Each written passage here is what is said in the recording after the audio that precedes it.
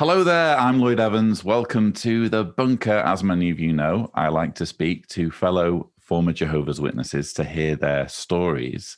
Today, I have not just a former Jehovah's Witness, but also an extremely talented former Jehovah's Witness who is a writer and composer of musicals, Brook Tate. Welcome to the channel. Hello, Lloyd. Hello, everyone.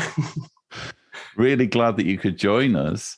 Fascinating to look to discover you. You've been very, very busy with your writing and with your career, and I'm sure there's a really interesting story as to how you came to this place, because it's not typical that Jehovah's Witnesses are encouraged to pursue a quote unquote worldly career in the arts. So yeah, how did you find your way here?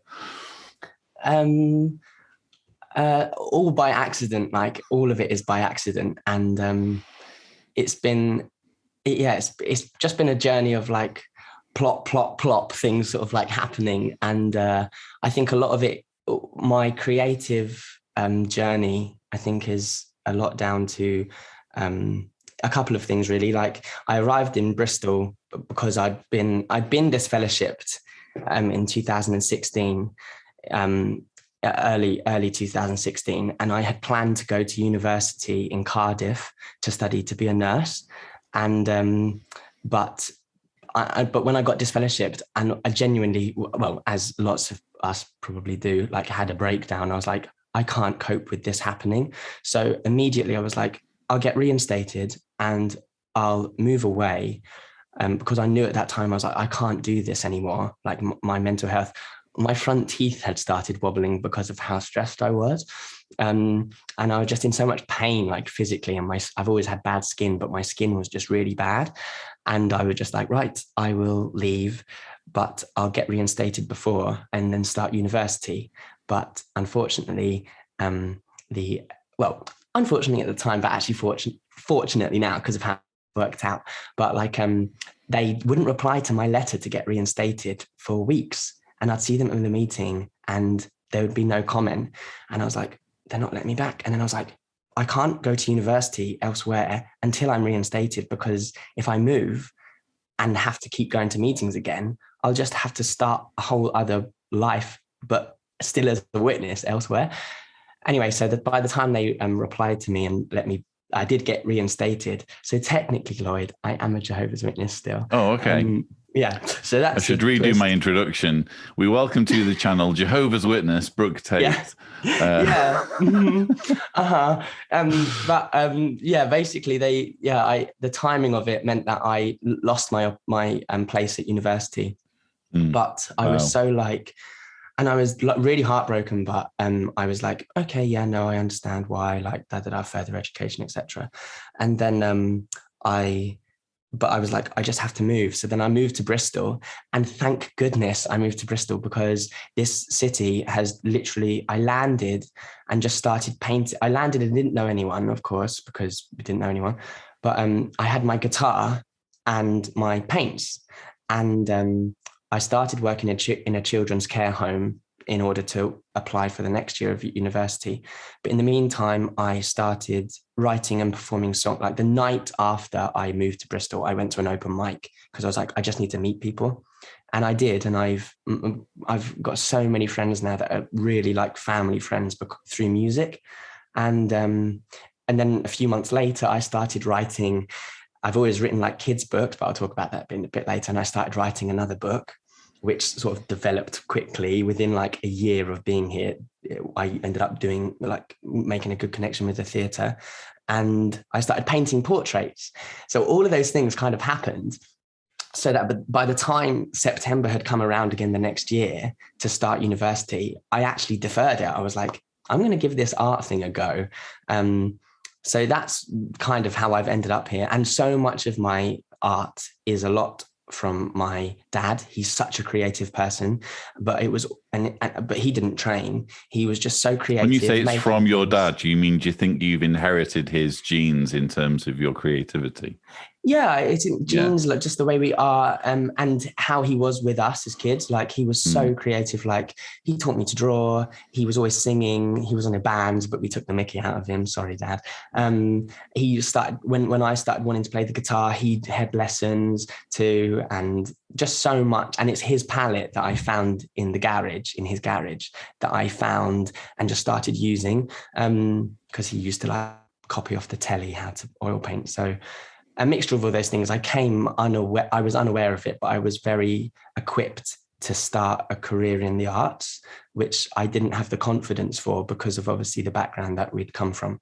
So that was a very long-winded way of answering your question. No, it wasn't long-winded. I feel like we've just been on a whistle-stop tour of where the story's going. And maybe now we should get the prequel, which is how you found yourself embroiled in the Jehovah's Witness religion.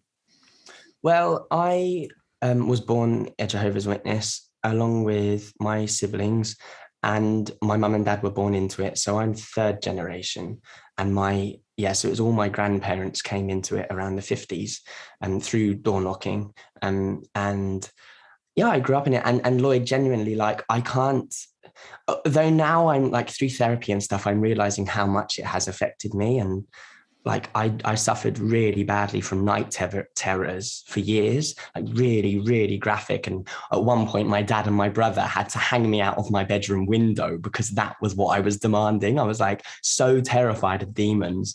So like, but until recently, I've been like, oh, that's what that was. So, but apart from that, my childhood, because of how my dad was like the center of the like fun and the community, and like he was organizing sports days and talent shows and parties all the time. So we were actually, I really had a great childhood in it, and I loved being a witness. Like I loved thinking that I had this truth that I could share with. I was so like, when I look back on it now, I'm like, oh my gosh, like how did my friends at school cope with me? Because I was just constantly preaching to them and bringing in Bible storybooks in primary school, and then bringing the Bible teach book to secondary school, and like, yeah, so many things like that. But I loved it, and my goal was really to I genuinely, watching those videos, the old videos that we had, I'd be like, I want to be in a canoe going up a river with the Bible, speaking a different language. I was genuinely that like passionate about it. And and I did do 1 year at college of art, doing art. And then I quit because when I told them I was quitting, I was like, and they were like, why are you quitting? I was like, well, I'm going to learn a foreign language, and I'm going to move to Brazil or somewhere and preach the Bible to people. And they were like, what the hell are you talking about? But I quit. And then I quit, and then got a little job and started pioneering. Well, not massively pioneering, but doing lots more ministry. Sorry, again, I've forgotten your main question. Sorry. Well, no, you've answered it in many ways. You know, how did you first become embroiled in Jehovah's Witnesses? And you've alluded there to, you know, quitting college. It was similar to what I did, because I went to college for 2 years with the aim of getting a better part-time job so that I could pioneer. And little did I know, it was actually art college that I went to. And little did I know that what I was doing wasn't really worth anything as a qualification unless you were going to go to university. So when I was leaving all of my fellow students, I can remember my tutors saying, you know, what are you doing? You know, people just don't do this. But in my mind, this was like I was being super spiritual, and this was the correct thing to do. So you were pioneering, were you? Were you doing the 70 hours per month?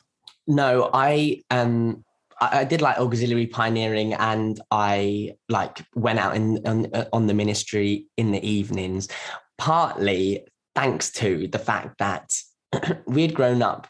We were very like strict. Well, not strict, but we were like, we'll do our watchtower. We'll always sit around the table after dinner, usually end in a family argument where we all get in a like tear for whatever. But we were so like quite rigorous in it. We didn't really miss meetings often at all. But with ministry, like my mum is very honest and blunt, and she'd be like, oh, he really enjoys the ministry or something like that. But so I really did enjoy talking to people. I loved it. Once I got into the swing of it, I really loved talking to people, but I didn't end up pioneering. Like, I think I auxiliary pioneered for a little bit. But basically I quit, and I was like, and then when I started drawing, I was like, oh, I realized actually what I'll do is really get good at drawing so that I can move to America and draw for the magazines and stuff. That was another one of my goals. So I quit college thinking, I know, I'll just really throw myself into this organization.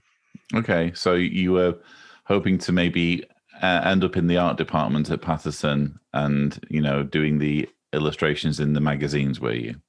Yeah. Once I got into the swing of drawing, and there was a talk. I gave a talk at the time it was a talk forward, but it was about talents and giving your talent, like using your talents to serve Jehovah. And I remember that really affecting me because when I was a teenager, I was like, I want to be in the West End. I want to be singing. I want to be this and that. And then I turned down quite a few like school scholarships or college scholarships, and it really upset me. But then when I started drawing, I was like, oh, here's one. The organization are never going to write a musical, so I have to put that dream in a box. But at least I can draw and paint pictures for the magazines, and so that's what I wanted. Fair enough. Well, you say that. I mean, they're certainly doing music videos, maybe not musicals, but okay. I've missed out. I need to get back. You could have been the one penning those songs, probably. Okay, so. What fascinates me is you'd alluded earlier to learning a foreign language, and I understand you did end up traveling, didn't you? Yeah. So the reason I traveled, again, bear with me, there is an answer to this. So one of my best friends, like really like a sibling to me, like she was felt like a sister to me. She told me when she was 16 that she had been abused by her dad, who was an elder, and for years and years, along with her sister. And she told me, and I didn't realize I didn't really know what abuse was, what that meant, what she was telling me. So we kind of held it as a secret for 3 years. And little did I know that actually the elders did know about it, but I was never spoken to, although they knew I was really close. And completely understandably, both of our mental health just plummeted over those 3 years. We lost so much of our friendship group because it just got so difficult. And anyway, we both got to a point, I was 19 and I think I came out a year after she told me, because I collapsed at home. Basically, I'd found out this stuff with my friend and was trying to hold on to that. And that was around the time that my skin started getting, I'd have holes in my skin. It wasn't like acne, but I had holes in my skin and the doctors didn't know why. Anyway, and I had this for a long time. And then I collapsed at home. When everyone had gone out, I just collapsed because I was just like, my friend is going through all of this stuff. I'm really trying to pray to Jehovah to fix it. And I'm gay and no one knows. And I was like, I don't know what I'm going to do or what's going to happen to us. And anyway, so then I collapsed, and then my parents found me and I came out. And then quite typically, I think for witnesses that come out but stay in the religion, I just stopped talking about it. It's like, oh, there we go. That's it. I can't talk about it. There's no cure. So what's the point? Anyway, and then when we got to 19, it was just so hard. And it got to the point where both of us were suicidal. And it was kind of still under wraps a lot. And I ended up, another friend stepped in, who was a witness at the time, stepped in and helped for the first time properly, even though the elders knew. And I ended up moving to Ireland. So that was my first time moving. And I didn't really want to leave where I was from. When you say he stepped in and helped, in what way did he help? So he knew two people in Ireland that he was friends with, and he was like, I think you'd do well living. They'll be so welcoming. He kind of connected us. He didn't say what his intention was, but he just linked us together. And then I ended up explaining one evening when we were staying with them what was going on. And they said, you can live with us in Ireland. And I was like, oh, wow, gosh, like, they were like, you can just stay now. And they are beautiful, beautiful, generous, lovely people. And I'm so grateful to what they did, because me and my friend were getting so close and desperate, and no professionals were involved really at that point. So that's why I moved to Ireland. And at that point, Lloyd, like, I had believed in God my whole life. I had a bed that was a cabin bed quite close to the ceiling. And I used to write notes to Jehovah on my ceiling. I was so and poems and just things in the night, if I just get my pencil out and write on the ceiling. So I was so believing it. And my interaction with my friend made my faith. I actually got baptized, and I told my judicial this. I said, the reason I got baptized was because my friend had told me that she was being abused, but that she and her sister still loved him, and that he was still allowed to go to meetings. So my logic went, there must be, God's completely real. This is incredible how they're able to love him. I'm going to get baptized and dunk me and sign me up. Like I said, that's why I got baptized. And then when I moved to Ireland, the first morning I woke up and wasn't in the situation I was in, I woke up and I was like, God's not real. It was literally like that. It went from complete and utter belief, like my whole life, like primary school, secondary school, any chance I could talk, quit my theatre classes because of not getting too tempted for this, turning down scholarship things, quitting college, helping my friend with her situation, getting baptized. And then as soon as I moved and had some distance from it, I was like, God's not real. But because I was gay and baptized, I was like, I need to make this work, because if I don't believe it and I leave, I lose all my family. I can't have this happen. So then my psychology went from, it was kind of like, it wasn't me saying that God isn't real. It's just me saying that I don't believe God is real, but he still is. It's my problem that I need to get back there. So then I started studying with some elders, like regularly, weekly, reading the Bible. I'd read the Bible and put on like soundtracks from like Middle Eastern films, so that I was like a soundtrack, and I'd read the Bible. Like, genuinely, Lloyd, that's how much effort I went into like my study, and I'd like make everything a musical, because I was like, this is so true, and I need to get back there. I was making loads of notes, and it still didn't work. And you can laugh, it's fine. And I highly recommend it, though. I think it's a good way to read a book.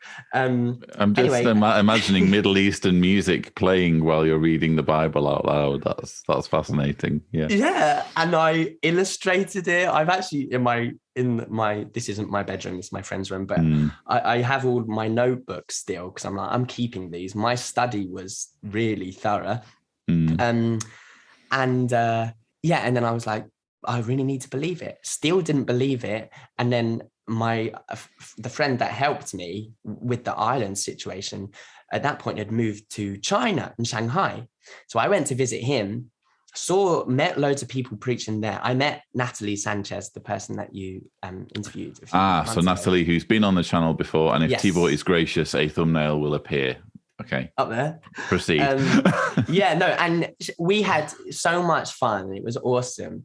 But I moved there because of that scripture, draw close to God and he will draw close to you. And I was like, well, okay, fine. Then instead of just pioneering or something, I'll move to where like it's banned, where I have to learn a really hard language to prove to Jehovah that I really want him to make me believe in him. And and then obviously it didn't quite work, but I loved being there, and I loved learning a language. And then when I was there, I another brother that was out there who's now not a brother anymore. He was 10 years older than me, and I told him what was going on with me, and I said, I'm gay, my friends had all this, I've really lost my faith. The reason I'm here is because I need to get my faith back, and I really need to get it back. So we really I really opened up to them, and at the time they were really struggling with things, and they hadn't really come to terms with their sexuality, and then we had intercourse.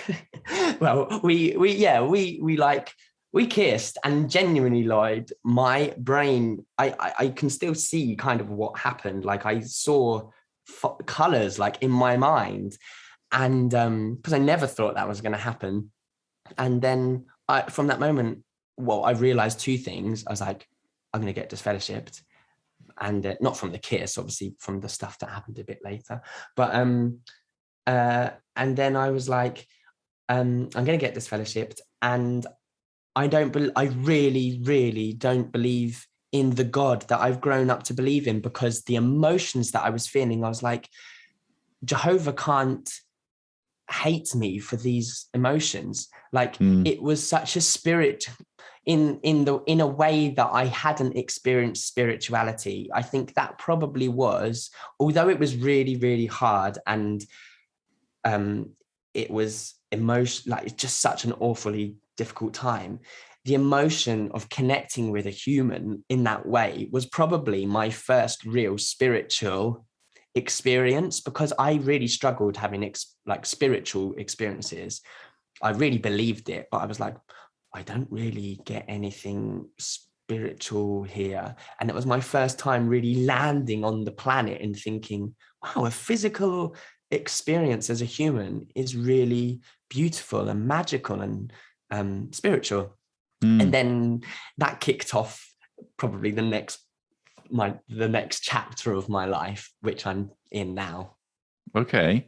Well, first of all, you're mentioning, I think you mentioned that your friend who in China was, struggling with sexual repression, would you say that they were struggling with too? And that's just something I really identify with, even though I'm obviously straight myself. I think anyone who's raised in the religion is scarred by the policing of your sexuality, because you're not allowed to masturbate.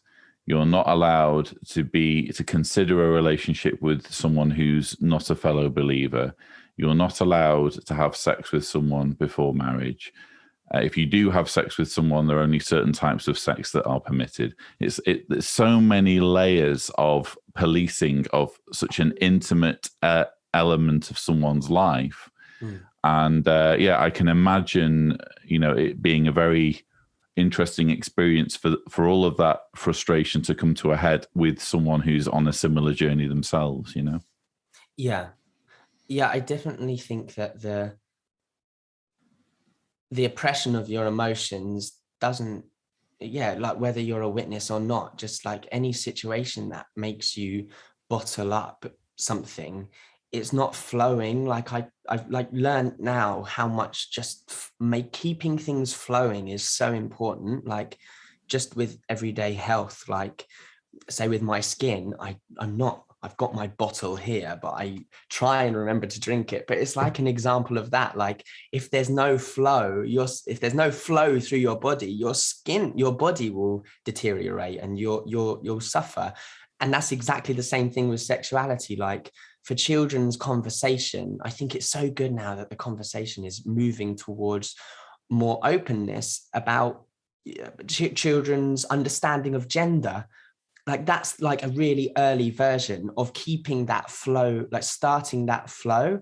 Whereas as soon as you say, this is wrong, this is right, you're putting a tap on, you're turning the taps off, or you're turning the tap off anything apart from that one. And if you've got stuff that wants to come out there and it can't come out there, it's just going to turn in and in and in. And I really, for me, I can see that my skin has my skin is like a sign, it's all of our signs, like of how I'm doing. And compared to how it was when I was a witness, it's like, it's incredible. And I keep reminding myself that. So I definitely think that the sexuality or in anything as a witness, even if you just have a question or you doubt something, the whole thing of don't give room to doubt, that's putting another tap on something. And it's like, you're just making people very, very unwell, like physically unwell, on top of everything else. It's definitely not healthy to, to tamper with people in such deep, profound ways that, have very far-reaching consequences, I would say. In terms of the consequences for you and your friend, you said that you knew it would lead to disfellowshipping. How did that work out? So for my journey, I had 6 months left until my flight home, and I'd applied to then join the Chinese congregation because my Mandarin had got to a stage where I could join it, and so I was like, right, I've got 6 months left here. I can't get disfellowshipped while I'm here because I will not cope. I'm not going. And when I listened to Amber Scora's story and I read her book, which has inspired me so much, like, I was like, I just reading that, I'm like, gosh, how did she get through that? But I was like, I can't cope. I can't cope with being disfellowshipped here. So I was like, right, I'll just carry on what I'm doing, and I'll just join the congregation and I'll work out what to do. And in that time, so I joined the Chinese congregation, and then there was I got asked I was doing a little bit of painting in China, in Shanghai, and I got asked to teach a painting class in Chinese. This teacher said to me at a college, would you like to teach a painting class? I was like, great, amazing. So then I got my equipment together, took it to this classroom, and the people that turned up were blind. And I was like, whoops, I missed that part of the offer. Like, I clearly didn't understand that's what she was asking me. But she had asked me to teach, because I paint portraits, she'd asked me to teach a group of blind people and visually impaired people to paint. And on the spot, I was like, oh my gosh, I can't do this. I can't do this. But they were so lovely. And I had done a bit of teaching before, teaching dancing and singing and stuff whilst I was in Ireland. And I was like, right, just think on your feet, Brooke. So then I got them to, then I shut my eyes. Like I stood there and I was telling them, and I was like, right. And I had a translator, thank goodness. And, but little bits in Chinese, and just basically saying like shape and feeling and stuff like this. And then they had their paintbrushes, and we did this painting class. And in that moment, that was probably like another spiritual moment. I was like, I'm connecting with people that I genuinely thought I couldn't connect with. And they are producing beautiful artwork that they themselves cannot see. And I was like, this is incredible. And then I realized at that moment, I was like, I'm going to be a nurse. I was like, I'm going to work with people that have like mental differences and physical differences. And because the feeling that I had from that was like, way more than any feeling that I'd got from preaching to people. And then I was like, wow, this moment is like, this moment, we may all die tomorrow and we might not come back and live forever. But like the joy that these people were that were expressing and sharing with me. And then they sung me a song and did a dance for me at the end to say thank you. And I was like, this is incredible. Like, and it was only probably like an hour's class. And then I was like, I'm going to be a nurse. And I was like, right, I'm going to move home. I will leave the religion, but I won't get disfellowshipped because I knew someone else that had like faded who was gay. And I was like, I'll fade. I'll go to university. I'll find my community there because I was like, I need a community, and I'll be a nurse. So got through the rest of that, got through the rest of the 6 months China. A little side point, in my letter that the elders from Ireland had sent to the Chinese congregation, they had said, Brooke sometimes wonders about the evolution and creation and how evolution and science prove otherwise. And in the back room, well, it was actually a kitchen because we went at King Horse, they were like, we'd read this and we were really quite troubled by this, Brooke. Like, and they were like, and I was at the kitchen, they were like, we just want to check whether you still think that. And I was like, no, I don't. It's okay. Like, don't tell me off. But that really like struck me like as my first like not telling off, but like confrontation by elders. And that was the least of their problems, really. Yeah, exactly. But that really like struck me. And I thought it was going to be something else about that they'd found out what had happened. But then I was like, what's that? And I think of that often. I'm like, that was their approach to me, to in a letter, me saying, Brooke sometimes wonders about this. Instead, just like checking, do you still think this? Anyway, that was just a side point. Cut that out if it was irrelevant. Or no, it is relevant. Yeah. So then I moved home, got home, and had all this like so much stuff going around my head, and had this plan. And then I literally arrived home, and I just Googled nursing courses because I needed to train, and I found one. I joined. I got on the course because they'd have like some dropout, and it was like extra spaces. I think that's how I got on. And I started this course. It was going well. And then I was like, right, the next thing I need to do is work out how to leave, because I was still going to meetings. I was answering up. I was like doing loads of ministry. And then I was like, how do I leave? And a very good friend of mine was an elder, again, 10 years older than me, different one, in England. And we went and walked his dog early in the morning. Because I was like, I don't want my mum and dad to wonder what I'm doing. Like, so I just went on this dog walk. And we were walking through for hours around the countryside.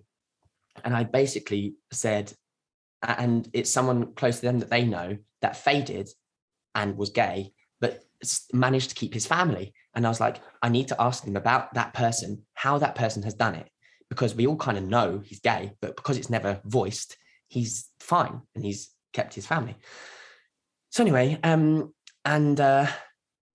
I asked him, but with that, I was going along with all my like theological reasoning, like theological, as in like my studies, like theocratic studies, and saying like, why does this not add up? Like these dates don't add up, or this doesn't make sense to me. Spiders and fangs and poison and things like this is like just things that I'm like, this doesn't make sense. How like, and so much. And I tried to really put that case along to place that on. And I was like, as much as I really have loved being a witness, I can't do it anymore. Like I'm getting really sick and I can't do it. And then stupidly, I said, and something happened he knew I was gay. I was like, and something happened while I was in China with a guy, and it just made me really think about stuff differently in a way, like emotionally, and really affected me, but blah, blah, blah. And I like sort of scooped off of it. At the end of this conversation, this really long conversation, he said, thanks for talking about that, Brooke. And he said, but what did you say happened with the man? And I was like, oh my gosh. And I said to him, shared too much. I shared too much, but on top of all of that, what we'd been talking about, that was what he jumped back to.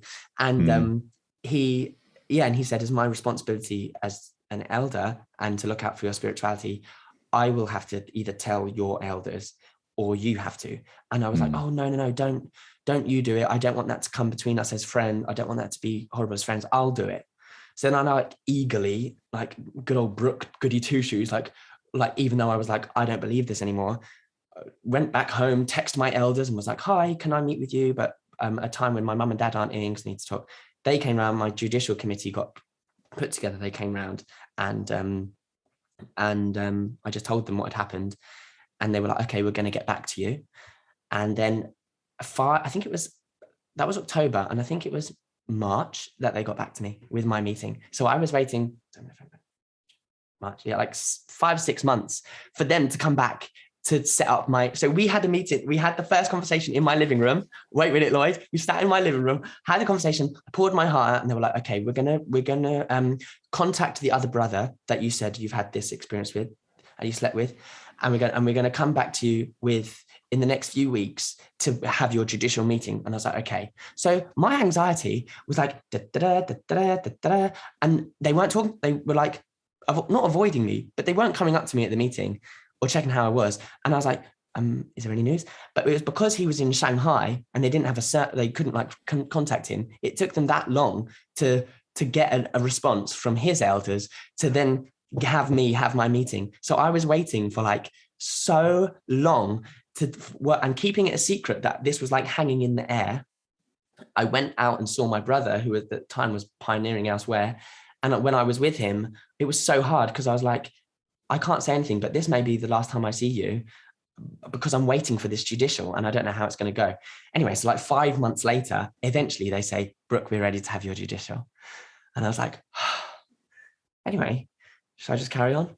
Well, here's what confuses me. And I understand from their perspective, you know, this is an incident involving two people, and one of those people is a Jehovah's Witness in a country where Jehovah's Witnesses are under ban, and they'll have wanted to follow up with their investigation over you know, a relationship between two consenting adults, which is what this amounts to. I mean, it's like some heinous, it's like there's been some heist or something, but it's just, you know, love between two people. And so I understand that they will have been treading carefully due to, you know, the fact that Jehovah's Witnesses are under ban, and they will have had to send emails probably in code, and goodness knows what was going on in that 5 months. But the whole point of judicial action is to keep the congregation clean. So why was it okay for the congregation to not be clean in the event that you get disfellowshipped for 5 whole months? How is that a suitable situation, you know, from their perspective? Yeah, it doesn't. It even regardless of what they're like it does. Like, I know you know what you're saying, but I'm not asking you to answer for them. By the way, I'm just saying that's what. Tell me, Brooke. Tell me why this is. I don't know, Lloyd. I don't know. But also, just to not check in, like just not just check how I was, and to really. One of them did, but like it's just like I don't think they realized that like. They are genuinely holding your life in their hands and dangling you from a thread. And they have, like I say in one of my things, like they have more power, and I think you've probably said it, they have more power over people's lives than a high court judge, because if a judge sends someone to prison, that person can still see their family, which is one of the most important things a person needs, like love and connection, even if it's limited. But these people who are untrained and like in my case 2 window cleaners and a gardener have more power over my life than a judge would, and they can literally take everyone, and they did for a while, like almost did.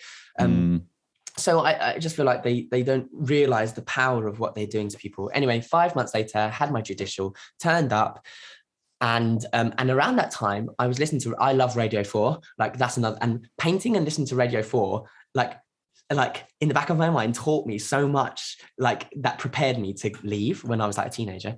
Anyway, and I was listening to Radio 4. This video is not sponsored by BBC Radio 4. Please proceed. sorry.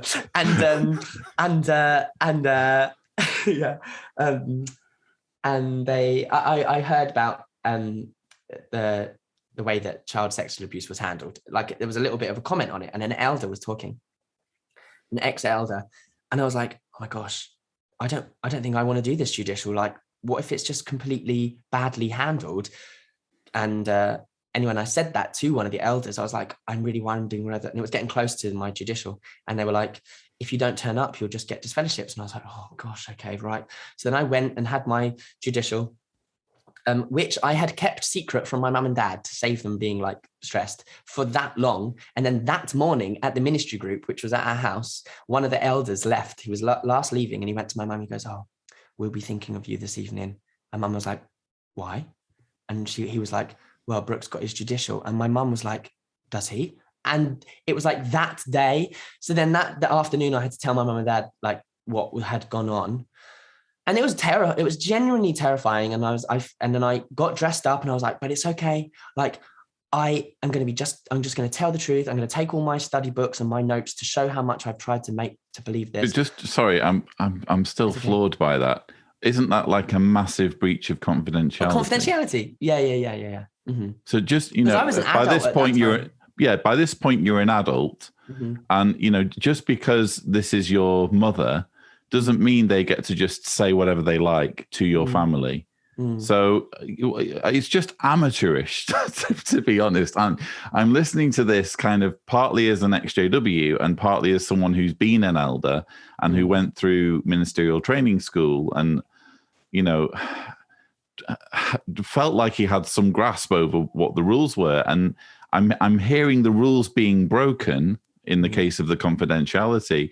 And I'm also hearing the whole principle of the judicial arrangement being farcical. Because again, 5-month gap when the cleanliness of the congregation is at stake. Anyway, go on. Yeah, and it's interesting talking to you about it because I haven't really because of how like critical thinking you approach things. It's interesting to hear you say that. Anyway, so then I like drove off and went there, got dressed up, took all my books and everything, and then sat there, and it was like 2.5 hours. I was telling them everything. I told them everything about my friend, everything about my sexuality, my skin, different belief things that I'd come to think. And then they were like, did I enjoy it? Like, who instigated it? Like all of this, like the sexual questions. And then I agreed to have a study. I was like, I'll have a study. They offered a study. So they offered having a study. And I was like, yeah, I'll have one. So I said kind of everything I could, and I left and then I got asked to sit outside. And with how it had gone, I thought, wow, I think it's gone really, I've told them everything. I've just been so honest as I can. And I texted my mum and dad and I said, I'll be home soon. It went well. I think it's going to be okay. Then I was waiting. I was told, oh, we probably were waiting like 15 minutes. I was waiting like an hour, sat outside. And then I was in the back room having a drink. I was like, right, this is taking a really long time. Maybe it's because they're really trying to make it so that I can stay. And I walked back in and they said, we're really sorry, Brooke, but you're going to be like, you're going to be disfellowshipped.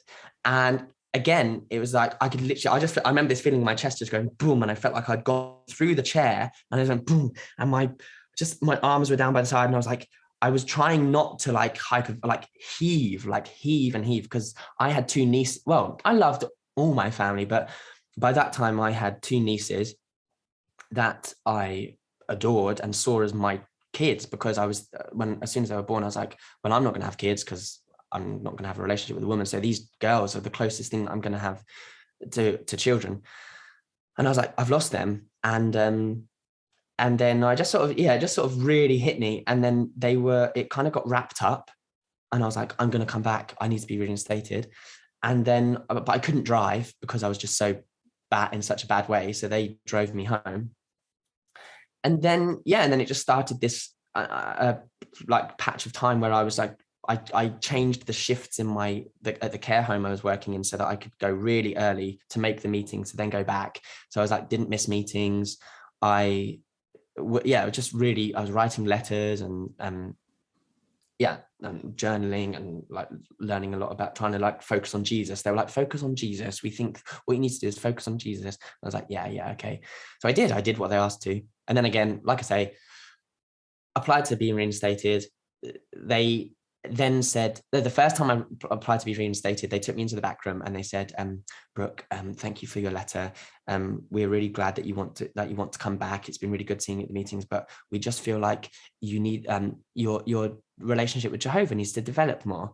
And in my head, I was like, you don't know anything. None of you have spoken to me. How do you know about my relationship with Jehovah? And then I thought, and that was the first time that I thought like, I'm going to question them. Because I said, in my heart and my head, I thought I went into that judicial. They knew how passionate and loving and like caring for other people in the congregation I was. I was a good member of that congregation. And I thought the only thing I did was tell you the truth. And then at that moment, I thought, they're not telling me the truth. So I said, is it that, or is it because it's too early? Because it had been about 4 months around that time. Is it too early? And you don't, and they were like, yeah, no, actually, well, we don't want the other brothers in the congregation to think that you can get disfellowshipped and just get back in really quickly and early. And at that point, I thought, they lied to me. They literally lied to me. They say both reasons, but say the real one first. And I thought, wow. And then I went home and my mum and dad said, what was that? And I said, oh, I had applied to be reinstated, but they've said no. And my mum just went silent, went to bed. And that night, Lloyd, as well, my little sister heard a thud.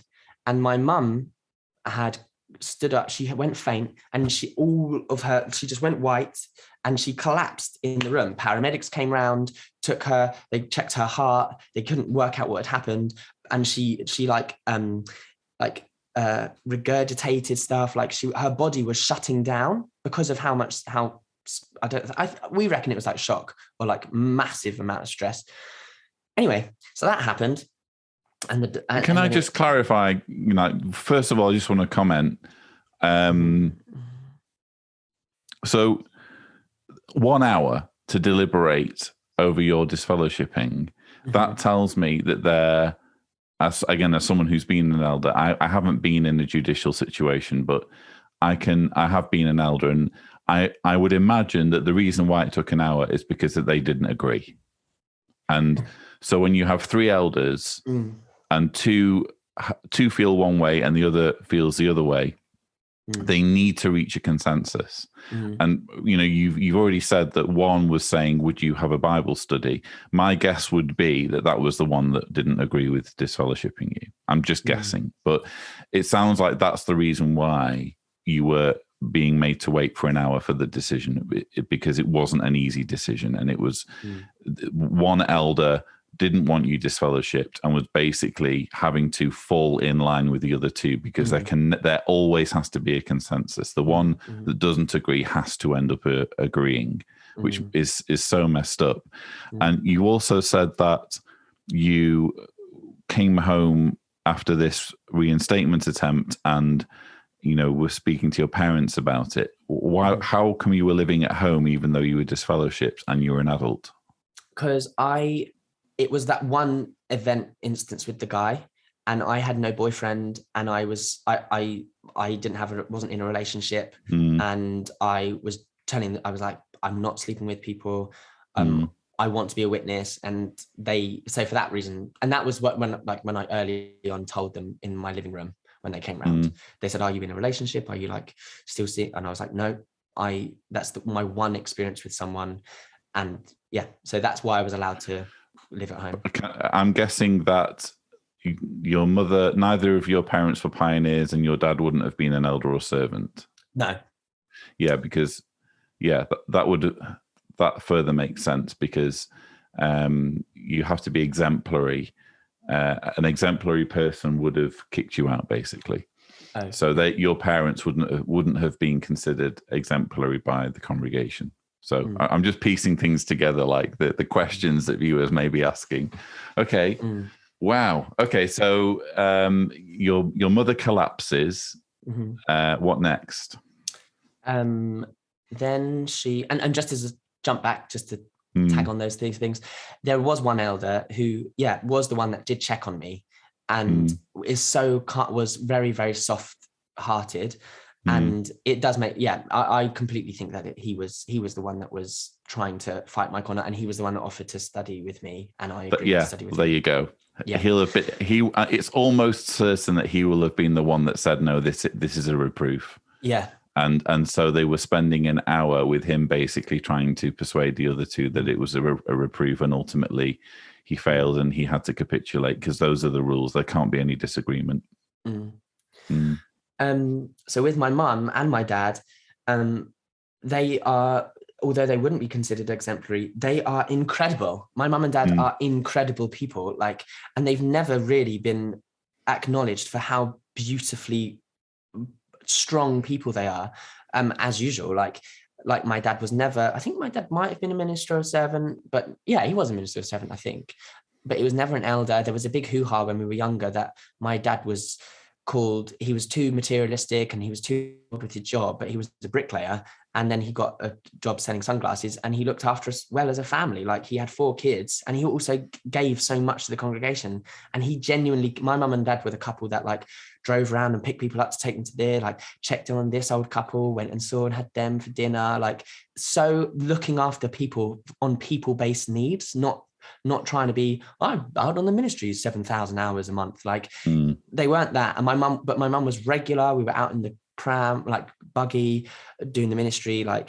we were, so it's just really annoying. I'm just waving their little flag because they are exemplary people. They're exemplary humans. Yeah. Well, it sounds like their humanity was such that that they wanted to keep you in their lives as long as they possibly could. Yeah. So I was already kind of.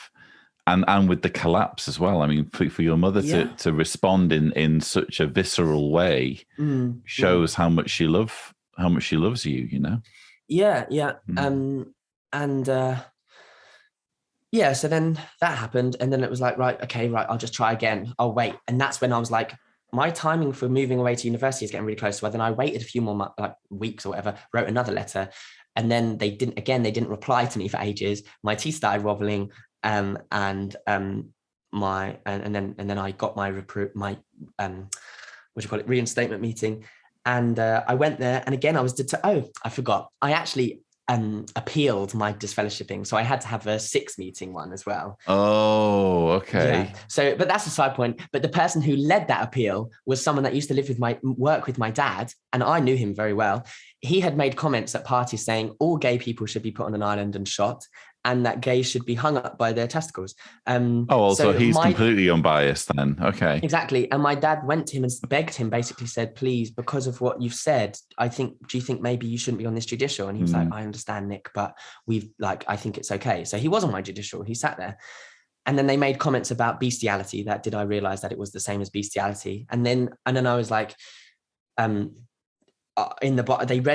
held the Bible and read it to me. And this is something that I put in the show, like the show thing, the bestiality part. That only recently have I realized they were reading me the glossary. They weren't reading me a scripture. They were just reading me the glossary and making me nod along to the Bible by holding it and being like, yeah, no. And then anyway. So anyway, and then I had this illustration where I went in because I paint pictures. Obviously, as I've said, there was a portrait in our living room of a man that I had painted, and an Indian man. And everyone knew it because the ministry group was at our house. And I also have my palette. And I said, I can see now that believing in Jesus is like, and reading the Bible and believing in Jesus is like looking at a painting of someone that you've never met and saying, I believe they're a real person and I can connect with them. I can connect with that. I said, that's what it's like when do you know my Indian man painting? You look at that and they were like, yeah, we understand that. I said, whereas for me, the thing that I struggle with is with the Bible, reading about Jehovah is not the same. It's like looking at a palette. I can see that palette, the paint on that palette has created that painting, but I don't have the same emotions toward that palette. I can appreciate that there's this amazing thing that is called the universe, and all of this stuff works the way it does, but I just don't feel the same way. And then they let me back in.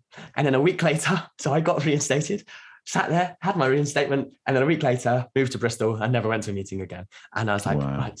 So that was my little trying to get my family back. So that's what I did it for. I did it for my family. I couldn't. And then that's why I started writing the kids' books and the musicals in such a vigorous, as much as I could, fast way. I can imagine, creatively, that was, the creative outlet would have been really riding to the rescue there, because what you've described is incredibly traumatic sequence of events. How many months were you disfellowshipped for? I was only disfellowshipped 6 months. So it was actually really quick. Like that was as quickly as I could get back in. When I think about it, I'm like, wow, I really didn't suffer as much as some people did. But I feel like when I look back at it, I was like, wow, it was so condensed. Everything was like my friend that was abused, moving to Ireland because we were suicidal, moving to China to try and get back in relationship with Jehovah, coming back, starting nursing, getting disfellowshipped, and then getting reinstated. And it was just like all within a space. If there's ever a biopic about your life, there'll be lots of location scouting, won't there? That's for sure. Yeah, exactly. Yeah. So now it would be a good point to talk about where you are now. So, I mentioned at the start that you are a writer and composer of musicals. It would be nice if Tibor could now show a clip of a musical that you have produced. You took love like you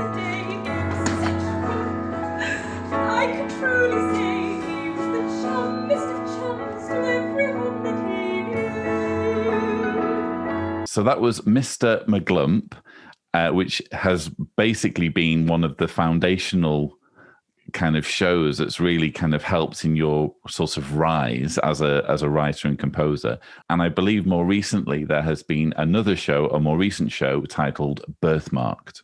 It's not the same.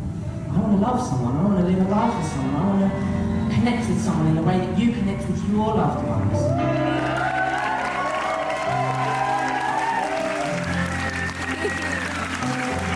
Say hello to Deborah the Zebra. So talk us through these shows. I'm sure you're probably most excited about the recent one, but talk to us about how you got involved in the theatre and how this particular creative outlet has helped you kind of reconcile your past. So Mr. McGlump is a book. So I write books. When one of my uncles, my dad's youngest brother, was disfellowship when I was 3. And so I never knew him really. And because of that, in the back of my mind, when I knew I was gay, and I was like, when I was 20 and I moved to Ireland, I was like, I need to build a relationship with my nieces, because at some point down the line, I'm going to be cut out of their life. As much as I didn't want that to happen, I was working for that not to happen. I was like, I need to build some sort of relationship. So I just started like drawing pictures and writing little poems. So this was the first one, and it was Little Bobby Madison, and it was just a little poem book. And I gave them that one. Then I wrote a sequel, and then I like the way you're just throwing it. It's just a little poem book. That's like that's a proper published book. It looks like.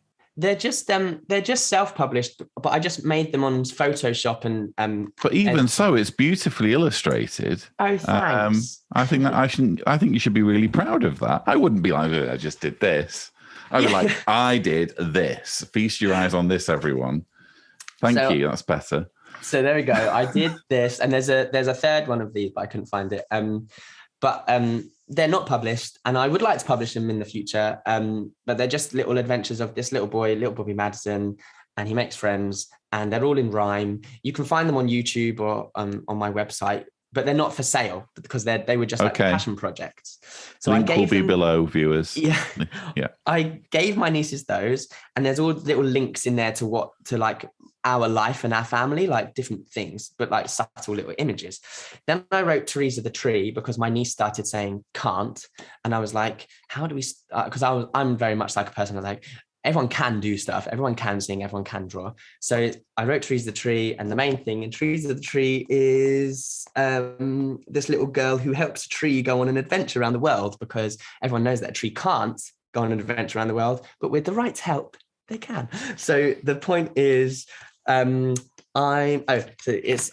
be brave and be hopeful and never forget. You can if you try. Don't say can't. Say can't. What is it like? Yet. They can't yet. So wow, that looks fantastic. So I'm already thinking of getting these books for my 2 girls. Okay, please proceed. You have one customer sold already on this. So. Hooray!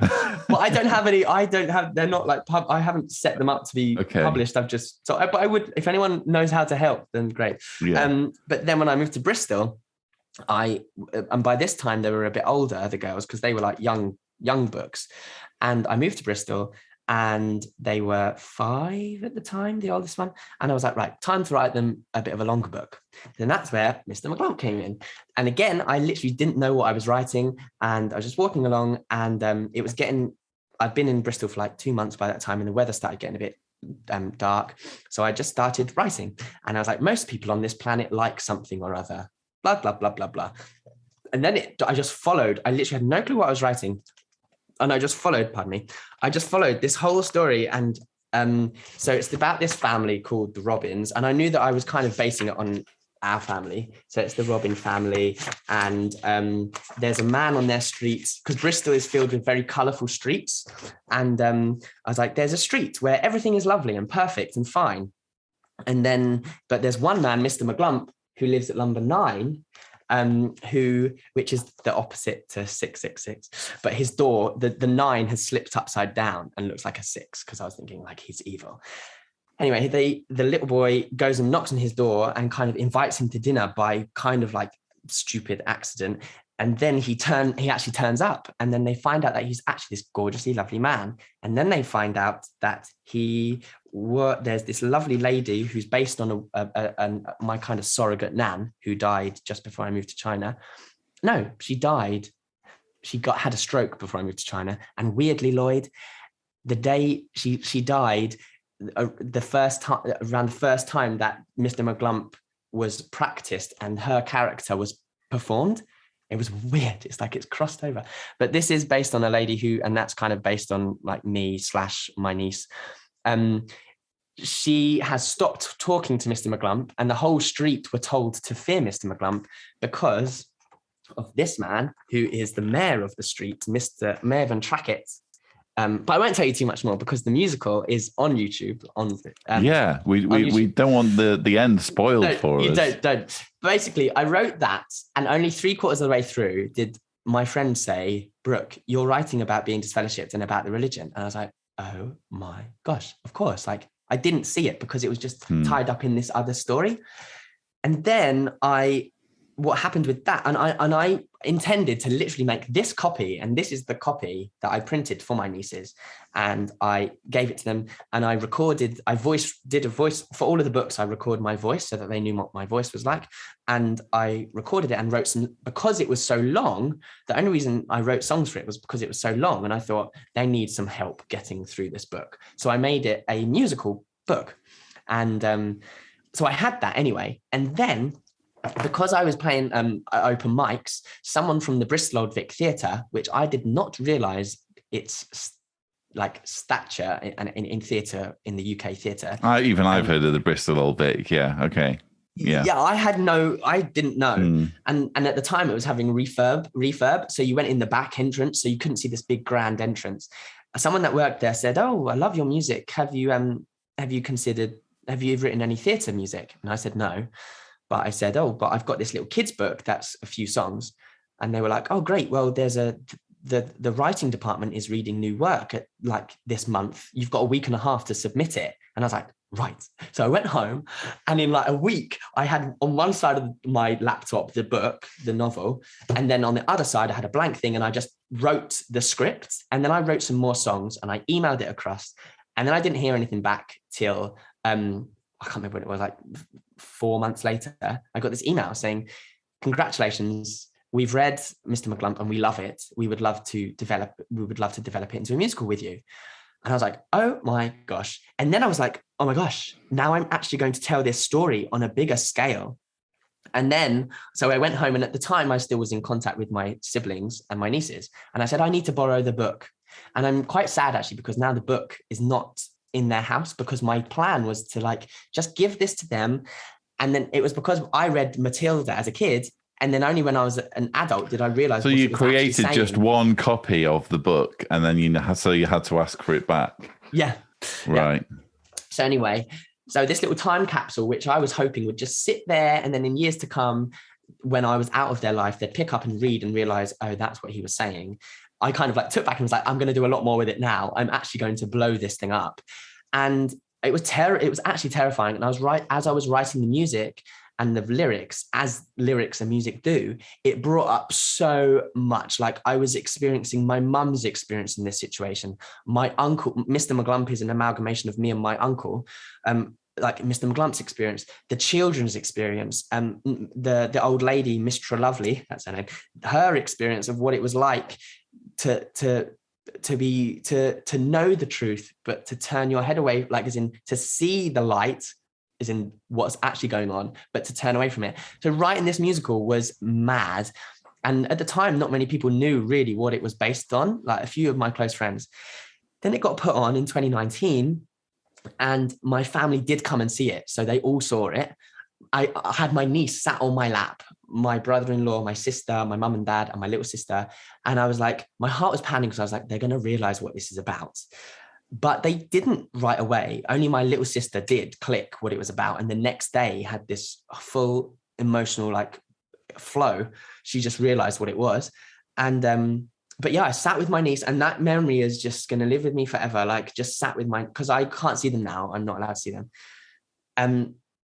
I just sat there and just seeing this thing played out, like seeing someone be disfellowshipped and then saved by a community, but being sat on the other side instead of being in the community like we all were, just being sat on it and watching it and thinking, yeah, this is, one of my siblings said, it's awful. It's so awful. And we were like, yeah, that's why I've done it. Like, this is why. And Mr. McGlump opened up so much conversation that I wouldn't have been able to have directly. Like, it was a way of stepping away from it and talk. I love these, as when you said I'm more excited about Birthmarked, it's more active, but my heart, like this family and this street, like is like a love letter to not just my nieces, but my family and everyone that I've loved that was a witness, and it's just in a fictionalized way. And the thing about this one is it has a happy ending. So that's why it's a bit hopeful. This is a hopeful one. But I don't believe that happy endings aren't possible because, and I'll tell you why. So the uncle that this is Mr. McGlump is based on. So I wrote one of the songs that I wrote called Kid You Not. I wrote it early on when I moved to Bristol. I put it on a Facebook page, which I then made public. And one of the first people to comment on it was my uncle. And he just said, love the song, Brook, smiley face. And I was like, oh my gosh, like he's in contact with me. He must know what's gone on. And I was at work at the time and I just texted him back really quickly. And he was like, I had no clue. I just liked your song. And he said, come round for dinner. And where did he live? 10 minutes away from us. And we literally had no clue, like from my mum and dad. We had no clue where. So next time I went home and saw him and spoke till the early hours of the morning and found out so much of his side of the story and just our family history that I didn't know. Then I told my mum and dad, and my dad picked up his phone and texted him, and they arranged to go and have a pint together. Like, for the first time in 20 years, my dad and my uncle had so much forgiving to do. Like, my uncle is incredible. I'm like, how can people that have been shunned for years and years and years respect? And it is amazing. Like, and it's a weird thing to get your head around. And I kind of half get my head around it, but like just that one night and just to get back together. And then through that, they've gained another brother who was also disfellowshipped. So although I know our situations are so awful and horrific, I do kind of try and hold on to this little like Mr. McGlump happy ending, because in some ways I think it's I don't know. I don't really know. But it's in some cases, it's important to stress that in some cases there won't be a happy ending, but in some cases there are, and I think it's just important to not be dogmatic either way. You know, it's never underestimate completely, at least, the potential for humanity to shine through, which is what you're describing. Let's face it, shunning is a deeply inhumane thing to do, and it hurts to hate. Hating is an unhealthy thing to do physically for your body, and it's also an unsustainable thing to do for any real length of time. For your hate, to hate someone over something that they especially when it's over something that they can't help, so or something that's in any way trivial. So it's beautiful that this production not only kind of beautifully kind of captured your story, it sounds like, but also resulted in conversation starting. That's a really beautiful happy ending, definitely. Yeah, and I'm just glad that also I agree completely. I'm not trying to say that if we try hard enough we can get it back, because it involves other people that we can't control. But like, I'm just glad that my nieces were there with me to see it, and my siblings were there to see it, because I think it had a lasting impact on me. And I wrote the thing, like I knew what was going to happen. So like, and people were getting in touch with me saying like how much it had moved them. But I'm just glad that kind of seed is in their mind, and that I recorded it, and that it's on YouTube, and hopefully we'll get another production of it running. You did indicate though that some relationships have ended. You know, where are things now in terms of shunning? So if we, obviously you can share as much or as little as you like, and I appreciate some of these things will be very sensitive, but to the extent that you can share, you know, where are you up to in terms of who is and who isn't shunning you? So by being reinstated, I like kind of turned up at I was like, I'm not leaving this family. Like, I can't live without you, kind of thing at that time. So I did get in, I was still in contact. And like I say, they all came to the show, and that was 2019, which was like 4 years after I had been reinstated. But very clearly, I had my ears pierced. I told them that I didn't go to meetings anymore, etc. But they were still in my life. But then after I think it was like 3 weeks into the pandemic, they left. They just stopped talking. Two of my siblings, including the one that has the two children, kind of retracted. And I had this big, and when I realized what was happening, I sobbed and sobbed, and I had this a real, oh gosh, I could kind of see this happening at some point, but this coronavirus has just hyped everything up. And now I've got to deal with losing them. And it did feel like they'd died. And I was like, wow, gosh. But then, Lloyd, I had this thing where I was sat in my room and I was crying loads, and I was on the phone to one friend and I was being hugged by another. And then I felt this my body just relaxed. And I had this thing in my head, and it was like, Brooke, you're loved by your family. Like, they love you. And also your new family, that the people that I've met, and the community that I have in Bristol has held me through so much, because I've shared with people and just really connected with people. I was like, wow, I'm so surrounded by so much love. And it just calmed me down. It didn't make me not sad, but it calmed me down. So since then, I haven't seen my nieces since January 2020. And it is really hard. And I really do miss them. And when I see kids around and I see people with children, or hear about my friends having nieces or nephews, I'm like, oof. But so then this is where my sibling, I won't talk about my siblings too much because they're adults, but just with the fact that those children aren't in my life is really hard. But this is where another show came in, which at the time when I wrote it was just about climate. It was about climate change, and it was about Greta Thunberg. And I wrote my nieces, I had this tiny little poem come into my mind, which involved a giraffe. And I have a big giraffe puppet downstairs. If there's time at the end, I can go and get it, because in Bristol, she's like a loved puppet, but she's called Martha. But it's called My Great Giraffe. And this is the book that so I had that story, and my nieces, this was the end of 2019. So just before the COVID, I put it on. And by that time I'd got quite a good relationship with the theatre. And when we put it on, I got my nieces to be in it. So I was like, it didn't need those. It was 3 people doing it, and I was this character that changed characters, and a mum and dad, a dad and a daughter character. So I had this little scene where I was this little boy coming in to meet the giraffe. And I got my nieces and I said, you're going to be my friends, and we're just going to all arrive in the garden. So that happened. And I know, and I believe that every time they see a giraffe, they're going to think of me, and they're going to think of the show, or just being in Bristol. So I'm really I've got a lot of hope on that.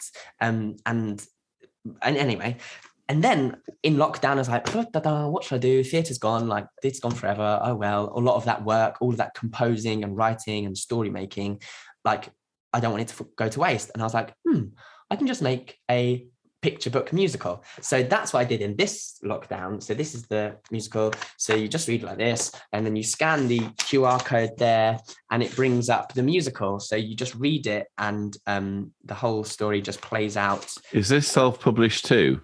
This is self-published. Yeah. So, but it's this one is available. Sorry, I feel like available. I feel like no. That's fine. That's fine. But basically, this giraffe arrives in a little girl's garden, and then she doesn't know why, but only she can see that there are animal packages. Can you see them? Yeah, animal I can see. Yeah. On the sin, but the adults can't. Anyway, blah blah blah. Then this big thing happens. But the point is, Lloyd, the reason I made this one was because at the beginning it's that. Oh, actually, I don't want to show their names. How do I do that? Anyway, that will be blurred. That will be blurred. Great. Yeah. So at the beginning, it shows their names and it says my dad's name to them as their granddad. So I'm like, and I'm just determined that slowly this book will get out there, and it's a story about love and reconciliation and seeing what you can't initially see. And yeah, so that's what's happened with that. Okay. So they're my kids' shows, and that's where it's got me to. With regards to family relationships, it's all a bit of a mess, as it is with a lot of us.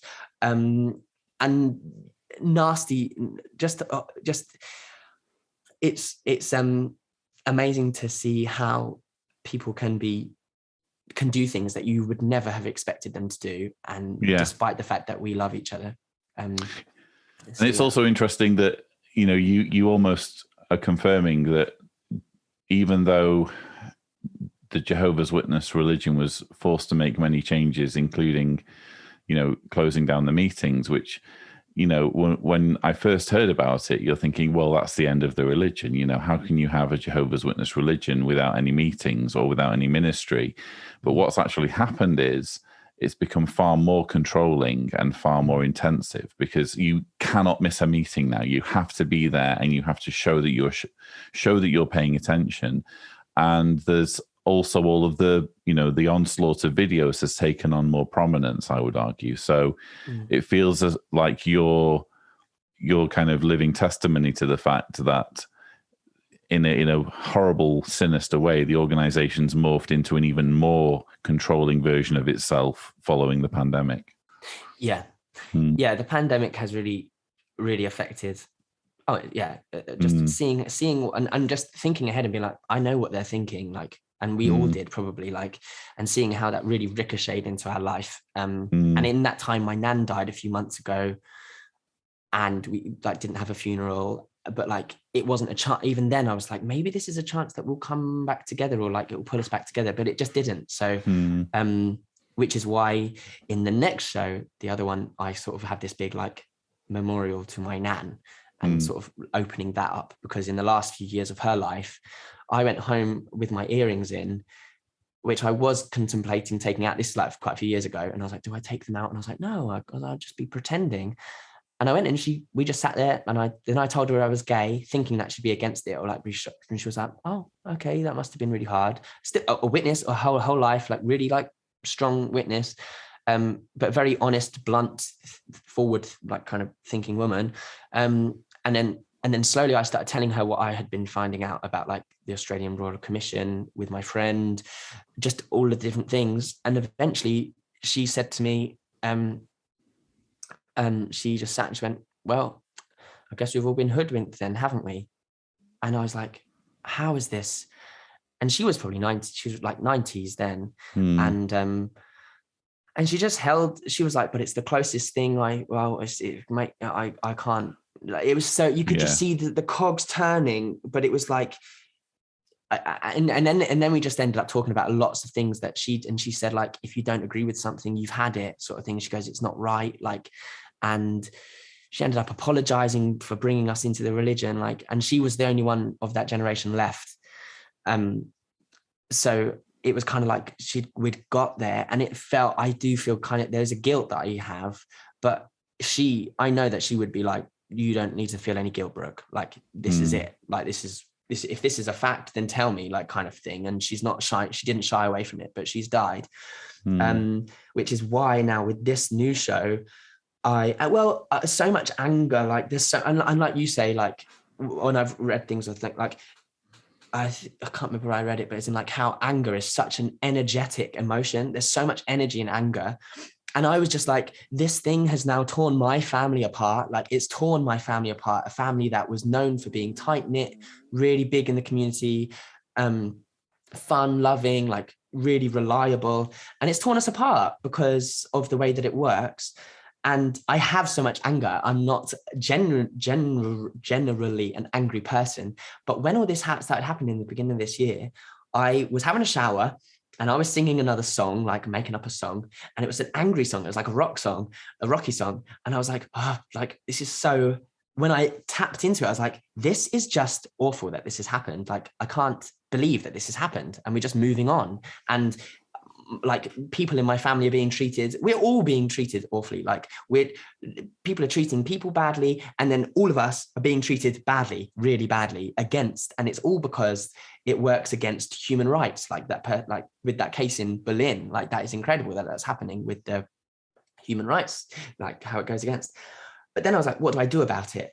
And that's when this idea of writing this other show and kind of bringing things to light more, just through my own personal experience, bringing to light what is going on to the general public through the medium that I know, how that I believe in and that I feel I can do, like musicals and theatre and song and children's story. Like Birthmarked is, I kind of see it, I've got this giant whale puppet for the Jonah and the whale, where it's like I parallel being chucked out of a boat with being chucked out of the religion and left to drown kind of thing. But then this whale comes along, and instead of being swallowed, I start talking to the whale, and the whale is this lovely, like, just she's the voice of she's the drummer in my band, but she has a little microphone on, and she's like, "Hi, Brooke," and we just have this little chat underwater, and I tell her what's gone on, and she's like, "Why are you underwater?" And then, like a kid's show,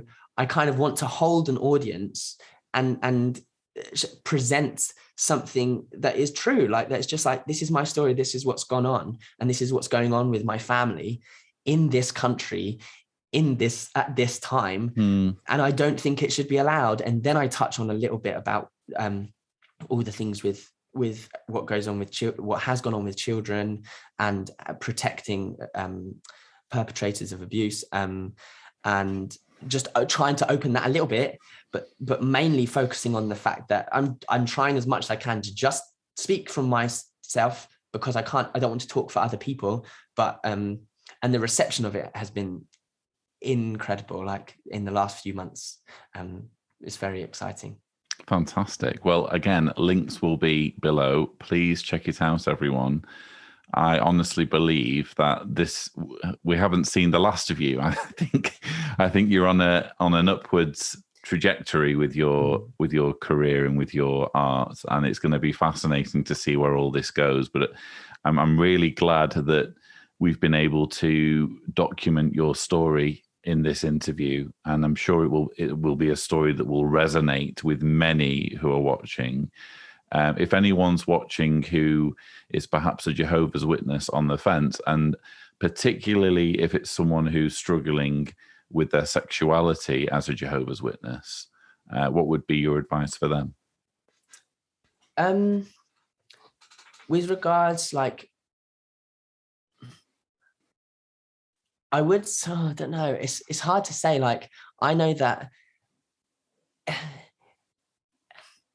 having, I think this sounds so cheesy, but having the courage to believe that you are good has been so incredibly powerful for me. Like, at times that I've been really like questioning things or doubting things or terrified, it comes back to, I'm a good person though. I'm good. Like, I'm not evil.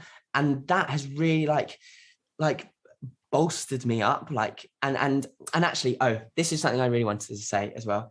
So since doing something I wanted to say and do, but like, since doing this show, Lloyd, the friend that was abused for all those years has remained in the religion.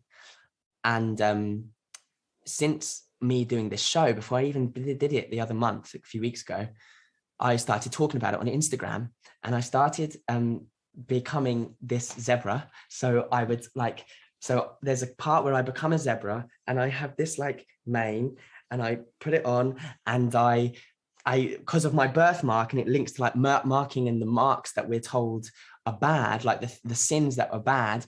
So I'm not stripping, but I like I turned into a zebra on stage, and I sent her the video, and she decided that she would, for the first time, have a conversation with her family and say, I'm not doing this anymore. And like, and I went to visit her, and the strength that she now has in herself is incredible. Like she's finally, and her you can just see how in her body, holding in her truth and her own who she is, has wreaked havoc on her body. And now seeing her, we were speaking, just having the courage to stand up and say, no, I'm not doing this anymore. Yes, there are going to be hard times ahead, but like, I'm going to be there to support her. And there are people out there that will that have hearts, that once they hear people's story, they'll be like, come round for dinner, come round for tea, meet my family, meet this, and build this network. But just like, it starts with believing that you're worth it, that you're actually good, that horrendous things have happened to you, but you are not horrendous, which is what I used to think. Like bestiality, I believed that when they showed it from the Bible. I was like, yeah, no, I guess that. So that really affected my relationships with people when I moved to Bristol, even though I was like, yeah, I can be gay now. But I was like, I didn't. I was scared of it. Didn't go to gay bars. I wasn't part of the gay community. I didn't really build a relationship with people, and I like, because you're just told that you're animalistic, and that's really damaging. And that's without even being physically like damaged. So if she can do it, and she is incredible, this person, my friend, is an incredible human, and I want to just like move forward with this sassiness and with my fan and move forward. This is all part of the show, and I go around and paint birthmarks on people and we all become like zebras. It's believe you're good. Basically, that's the thing that got me down the most, thinking that I was not worth it. Because that's what they want you to think, but we all are, and we're all beautiful. Yay. Wow, what a concluding remark. That was, believe you're good. I'm definitely down with that. Wow, thank you so much. It's been a real privilege having you on the channel, and thank you so much for sharing your amazing story, Brook. Thank you so much, Lloyd, for having me. Viewers, I hope you've enjoyed this conversation. I certainly have. Don't forget that you can watch similar videos by subscribing to the Lloyd Evans channel, but that's all we have time for. Thank you so much for watching.